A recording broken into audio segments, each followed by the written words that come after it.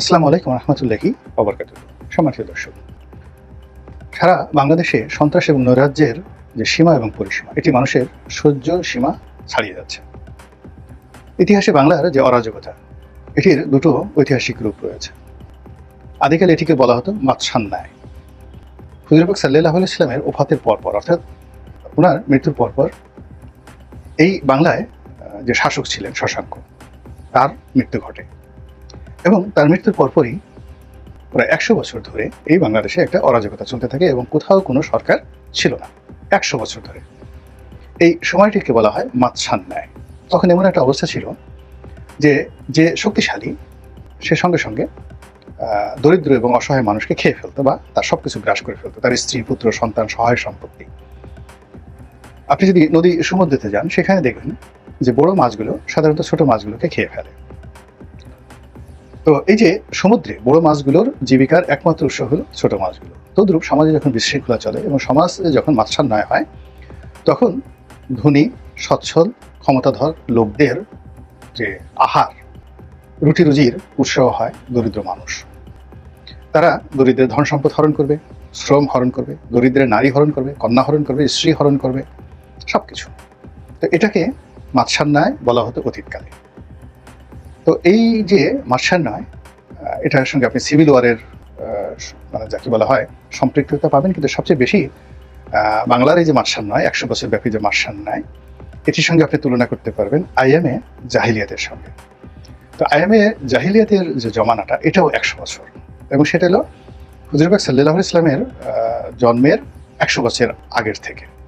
তার উনি ৫৭০ খ্রিস্টাব্দ পরে, যদি ওনার নবুয়ত প্রাপ্তি ৬১০ খ্রিস্টাব্দে, তারপরে মদিনা রাষ্ট্রের যে গঠন, সেই মদিনা রাষ্ট্রের গঠনের ১০০ বছর আগে যে জমানাটা, এটাকে আপনি আইএমএ জাহিলিয়াত হিসেবে ধরতে পারেন। আর বাংলাদেশে যদি আপনি আইএমএ জাহিলিয়াত ধরেন, মাৎসান্যায় ধরেন, সেটি হলো আরবের যে আইএমএ জাহিলিয়াত, তার ৫০ বছর পরে, আনুমানিক ৫০ বছর পরে আমাদের এই দেশে শুরু হয়েছিল এবং ১০০ বছর এটা স্থায়ী ছিল। এবং বিদেশ থেকে শাসক এনে, পালদেরকে এনে, গোপালকে এনে আমরা রাজা বানিয়ে এই বিপদ থেকে আমরা রক্ষা পেয়েছিলাম। তো এটা গেল সিভিল ওয়ারের ঘটনা। আর আরেকটি ঘটনা হলো, বাইরের যারা লোকজন আছে, বিদেশ থেকে এসে দস্যুবৃত্তি করে আমাদের ধনসম্পদ হরণ করে নিয়ে গেছে। তো ইংরেজরা নিয়েছে, পর্তুগিজরা নিয়েছে, মগরা নিয়েছে। এরকম জলদস্যুদের দ্বারা আমাদের এই বাংলাদেশ, নদীমাতৃক বাংলাদেশ যে জুলুম নির্যাতনের শিকার হয়েছে, তার মধ্যে সবচেয়ে নির্মম নির্যাতন করেছে মগেরা। এই জন্য আমরা মানে কোনো অরাজকতা বোঝাতে সবসময় মগের মুল্লুক ব্যবহার করি। তো এখন এই যে বর্তমান যে জমানাটি, এই জমানাটিকে সবাই আবার ওই মগের মুল্লুকের সঙ্গে তুলনা করে বলছে এটা হলো মবের মুল্লুক। মব, এই যে মব শব্দটি, তো এই মবের মুল্লুকে কি চলছে, এটি নিয়ে কিন্তু প্রথমে কেউ মুখ খুলেনি, এখন মোরালেস সবাই মুখ খুলছেন। অনেকে যারা নির্যাতনের শিকার তারা বলছেন, যারা সমাজে বিবেক হিসেবে বিবেচিত তারা বলছেন, অনেকে লিখছেন, আবার যারা কুকর্ম করছেন তারা নিজেদের কুকর্ম ঢাকার জন্য পরস্পরের বিরুদ্ধে তারা বিষোদ্গার করছেন এবং একে অপরকে দায়ী করছেন। তো এই বাংলাদেশে কারা মব করছে, কারা চাঁদাবাজি করছে, কারা সন্ত্রাস করছে, কারা ক্ষমতার জন্য বাঁকা পথ অবলম্বন করছে, কারা ক্ষমতায় যেতে যাকে বলা হয় বাঁকা পথ অবলম্বন করছে, ক্ষমতায় থাকার জন্য কারা বাঁকা পথ অবলম্বন করছে, সব মোরালেস প্রকাশ্য দিবালোকের মধ্যে স্পষ্ট আমরা সবাই জানি। আমাদের এটা নিয়ে কোনো কিছু বলার দরকার নেই। যেটি বলবো সেটি হলো, যে সকল কথা এখন পত্রপত্রিকা আসছে এবং প্রকাশ্যে আমরা বলতে পারি সেই কথাগুলো, যেমন বিএনপির তৃণমূল পর্যায়ে ব্যাপক চাঁদাবাজি হচ্ছে। সারা বাংলাদেশে যে সকল চাঁদার পয়েন্টগুলো রয়েছে, সেই পয়েন্টগুলো বিএনপির দখলে, এরকম অভিযোগ প্রকাশ্যে জামাতের লোকজন করছে। তো বিএনপির লোকজন প্রথমে হতবিহ্বল হয়ে পড়েছিল এবং তারা পরিস্থিতি সামাল দেওয়ার চেষ্টা করেছে। আন্তরিকভাবে অনেককে বহিষ্কার করা হয়েছে এবং দলের যিনি প্রধান রয়েছেন তিনি লন্ডন থেকে আহ্বান জানিয়েছেন যে বিএনপির নাম ভাঙিয়ে কেউ যদি চাঁদাবাজি করে তাকে পুলিশে দেওয়া হোক। তো বাংলাদেশে আসলে এখন বিএনপির নাম ভাঙিয়ে যারা চাঁদাবাজি করছে তাদেরকে পুলিশে দেওয়ার মতো কোনো আলেকজান্ডার, কোনো নেপোলিয়ন বোনাপার্ট এই বাংলাদেশে একজনও নেই, নট এ সিঙ্গেল ওয়ান। এখানে যে চাঁদাবাজি করছে ওই এলাকাতে তারই রাজত্ব। এমনকি কোনো পুলিশ ওই চাঁদাবাজকে গ্রেপ্তার করবে ওই পর্যায়ে নেই, বরং অবস্থা এমন দাঁড়িয়েছে যে অনেক আইন শৃঙ্খলা রক্ষাকারী বাহিনীর কর্মকর্তা গোপনে চাঁদাবাজদের সঙ্গে সখ্যতা করছে, ক্ষেত্র বিশেষে কমিশন নিচ্ছে তাদের কাছ থেকে, প্রোটেকশন দিচ্ছে। আর চাঁদাবাজ যদি খুবই পাওয়ারফুল হয় তাহলে চাকরি বাঁচানোর জন্য সেখানে তার বাসায় ফুল নিয়ে, ফল নিয়ে, মিষ্টি নিয়ে সেই আইন শৃঙ্খলা রক্ষাকারী বাহিনীর কর্মকর্তারা সেখানে উপস্থিত হচ্ছে। এটা হলো বাস্তবতা। এবং এখানে চাঁদাবাজদের বিরুদ্ধে কেউ কোথাও বিরুদ্ধে গেলে সেখানে থানা আক্রমণ করা, কোনো পুলিশকে মারধর করা, এটি এখন একটা ডাল ভাতের মতো ঘটনা হচ্ছে। এবং এই দৃশ্য দেখে মাঠে অন্যান্য যারা আছে, বিজিবি বা সেনাবাহিনী, তারা কোনো সংঘর্ষে যাচ্ছে না, তারা সময়টা পার করতে চাচ্ছে এবং জনগণ হাহাকার করছে। আর এর মধ্যে অপারেশন ডেভিল হান্টের নাম করে আওয়ামী লীগের যারা লোকজন রয়েছে তাদেরকে ধরার চেষ্টা করা হচ্ছে।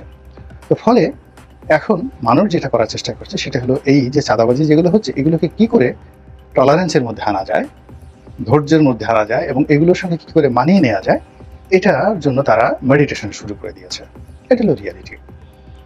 2 নম্বর হলো যে বিএনপি যারা লোকজন রয়েছে যারা এতদিন মুখ বন্ধ করেছিল এবং তারা এখন উল্টো জামাত যে বিএনপিকে চাঁদাবাজ হিসেবে ট্যাগ দিয়ে ফেলেছে এবং এটি এখন যতটা না সত্য, যতটা না বাস্তব, তার চেয়ে বহু বহু গুণে এটি রেকর্ড তৈরি করে ফেলেছে। অতীতে খাম্বা, হাওয়া ভবন কিংবা বাসন্তীর জাল, ৭৪-এর দুর্ভিক্ষ, এগুলো যেমন রাজনৈতিক দলগুলোকে ভীষণ রকম বা এরশাদের সেই 30 সেট গহনা, সুন্দরী 30 জন রমণীকে তিনি যেভাবে এমপি বানিয়ে পার্লামেন্টে নিয়েছিলেন এবং শফিক রেহমান সাহেব যে লিখেছিলেন এরশাদের 30 সেট গহনা।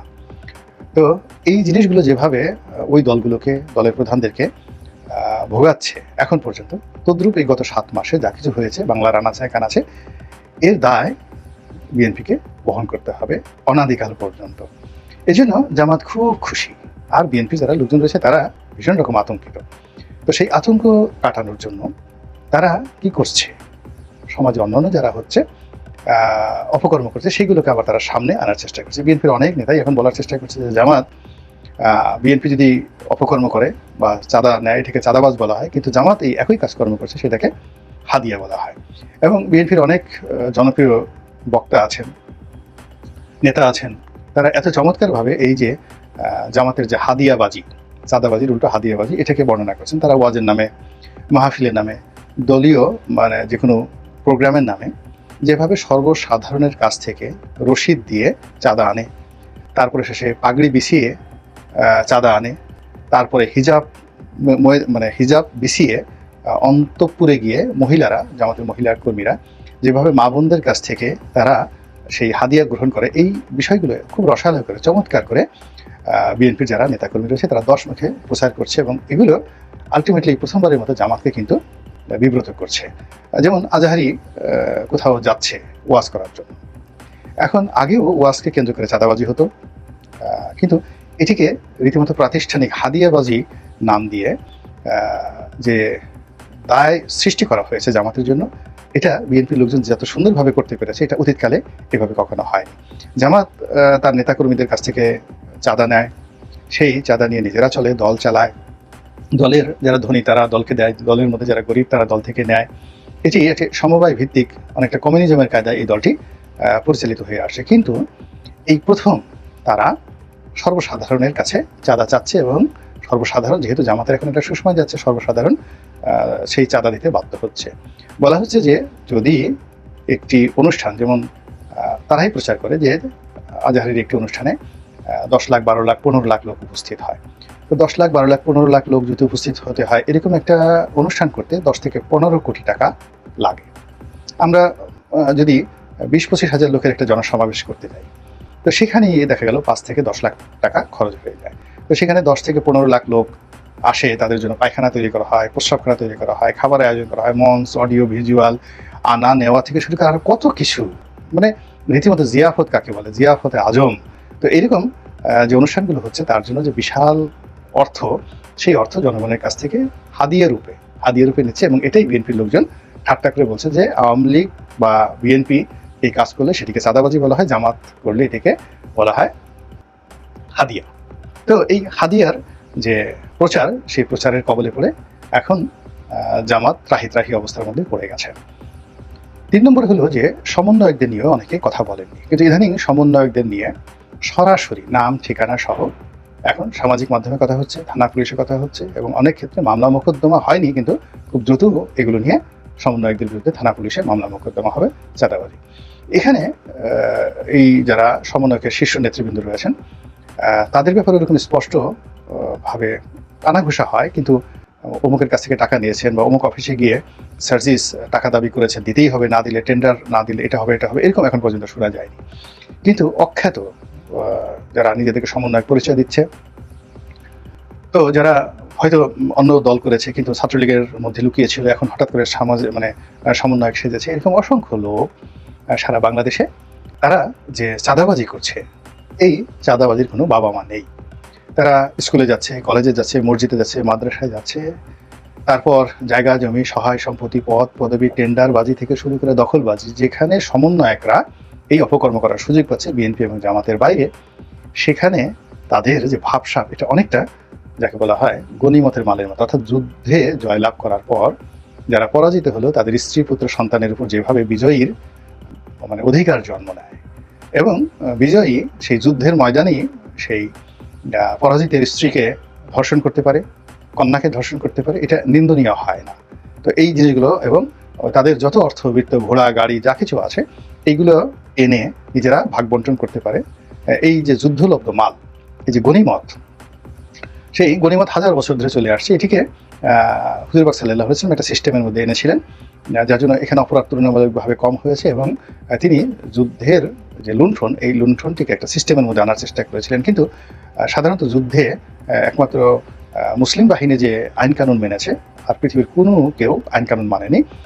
সবাই যুদ্ধের ময়দানে চেঙ্গিস খান, হালাকু খানের মতোই, কিন্তু বদনাম হয় হালাকু খানের, চেঙ্গিস খানের, কিন্তু দেখা গেল যে যুদ্ধ করতে গিয়ে বিজয়ী হয়ে প্রায় সবাই একই আচরণ করেছে। তো যাই হোক, এখন এই যে গনিমতের মাল, মানে এখন যারা সমন্বয় পরিচয়ে চাঁদাবাজি করছে, জুলুম করছে, টেন্ডারবাজি করছে, তারা বিএনপির চাঁদাবাজি বা জামাতের হাদিয়াবাজি, এই হাদিয়াবাজির চাইতেও বহুগুণ নির্মমতা নিয়ে অনেকটা গনিমতের মালের মতো করে সবকিছু লুণ্ঠন করছে। বিভিন্ন অফিসে গিয়ে তারা বড় বড় কর্তাকে হুমকি দিচ্ছে, সেটা হোক সচিব, হোক সে পুলিশের এসপি, হোক ডিআইজি। আমরা এই অনেকগুলো ভিডিও ফুটেজ দেখেছি, এবং সবাইকে তারা একেবারে তেলাপোকার মতো ছোট করে দিয়েছে।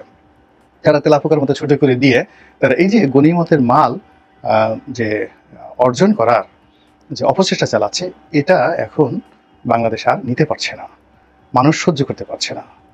ফলে চাঁদাবাজি, হাদিয়াবাজির সঙ্গে সঙ্গে এই গনিমতের মালবাজির সঙ্গেও যে মানুষের যে বিরক্তি, ক্রোধ, ক্ষোভ সব মিলিয়ে মানুষকে বারবার শুধু কি যেন স্মরণ করিয়ে দিচ্ছে, বারবার অতীতে নিয়ে যাচ্ছে। একই করলাম, একই হলো, একই পেলাম, কারা ভালো কারা মন্দ, কোনটা লাউ কোনটা কদু, এই সমস্ত জিনিস নিয়ে যত বেশি আলোচনা হচ্ছে তত বেশি এখন যারা বিপ্লবের উদ্যোক্তা তাদের জন্য, তাদের ভবিষ্যতের জন্য অনেক বড় বড় হুমকি তৈরি হয়ে যাচ্ছে। আল্লাহ আমাদের সবাইকে হেদায়েত দান করুন এবং হেফাজত করুন। আসসালামু আলাইকুম ওয়া রাহমাতুল্লাহি ওয়া বারাকাতুহু।